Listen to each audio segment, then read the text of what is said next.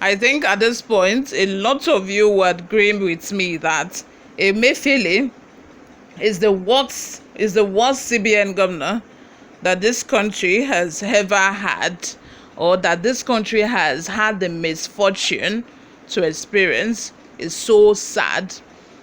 Hello and welcome back to Newsroom Nigeria.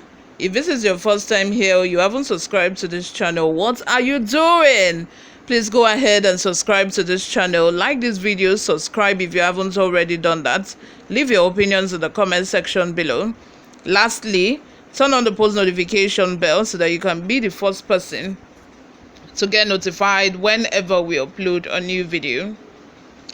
How Emefiele smuggled five fireproof safes out of CBN to destroy evidence, says investigator. President Bola Ahmed Tinubu's special investigator, Jim Obazi, who has been tasked with investigating the Central Bank of Nigeria's books, has accused the embattled immediate past CBN governor, Godwin Emefiele, of stealing as well as the illegal and violent removal of government properties in order to loot.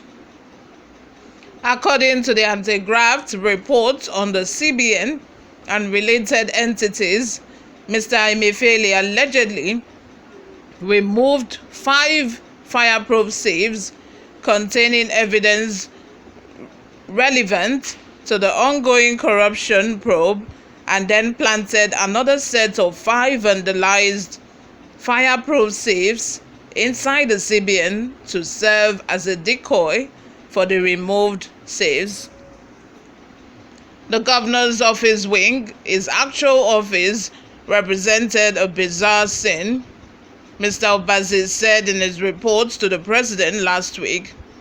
5 fireproof safes were seen wide open with severe assaults and violent destructions. They were all confirmed empty and desolate. But Mr. Obazi said CBN officials interrogated over the controversial safes told its panel that the safes were strange and could be an attempt to derail the investigation. They all claimed that these 5 fireproof safes were strange and may have been planted to derail the investigation or for reasons best known to the perpetrators, he said to the president. The real safes in the governor's office may have been removed with their contents in order to destroy evidence. Mr. Obazi accused the head of security at CBN, PZ Eze, and the former acting governor, Fola Shonubi, of compromising Mr. Emefiele's office in order to mess up evidence upon removal from office in June. Consequently, Mr. Obazi said Mr. Emefiele's office had been marked a crime scene and would not be reopened until investigation and prosecution had been concluded.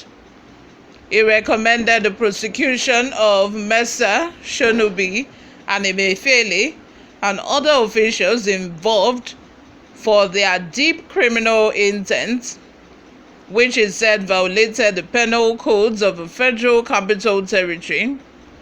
Mr. Obazi has already alleged over 17 trillion naira was looted under Mr. Emefiele's leadership, over which he also indicted former Chief of Staff Ibrahim Gambari and former Finance Minister Zainab Ahmed.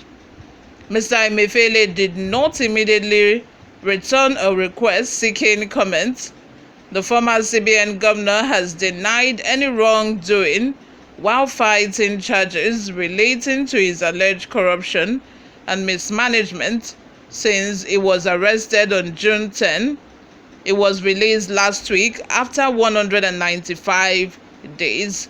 You all, what are your thoughts? Let's have them in the comment section below. What do you all think about this? A lot of allegations have been, flying around for like 2 or 3 days now. Most of them about Emefiele, some about the former Minister of Humanitarian Minister during Buhari's regime. A lot has been said, and I have not even closed my mouth since, because I keep saying it is shocking. It is shocking, the kind of corruption that has been going on in this country for decades. It's quite a lot, and it's sad, because I feel that this is the reason why those advanced countries who do not even have the kind of resources that we have, this is the reason why they keep getting developed. Why we are just stuck. We are stuck at underdeveloped. And as long as this corruption practices continues, we'll still be underdeveloped. We'll still be considered as underdeveloped, and we'll still continue to borrow money till Jesus come. Not until we do something about this. And I feel that it is the culture of politicians, of people, seeing that, even if I get caught, they are going to they will ask me to return some of the money. I'm only going to be arrested for maybe 2 or 3 months, and then I'm going to be released. And I'll strike a deal with the federal government, and I'm going to release some of the money and go ahead and spend the rest of the money. It's the culture of not seeing people getting punished for corruption that they did while in office. It's the custom of not seeing people actually paying for the crimes that they've committed. I think it's rich people. They do not get to pay for the crimes they commit in our country. But if you are a poor man, don't even try it. Don't try to commit crime. Don't even try, because once you are caught, you are going to prison. You'll be sent to 70 years in prison.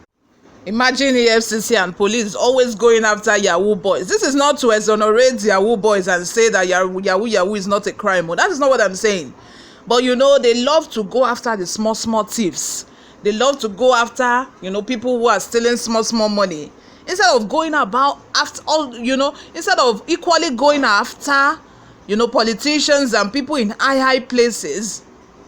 But we don't get to see that. It is only poor person, somebody that steal goats, that was going they will send you to like 10 years imprisonment for stealing goats. If you can't keep a sinker, may God help us. It's just the inequality for me. It's just not balancing. Like, that scale is tilting to one side. That's just the problem I have. Most of the time, if I come here to talk about somebody that the government is going after for this, a lot of people will say, what about this and that person? And I don't blame them.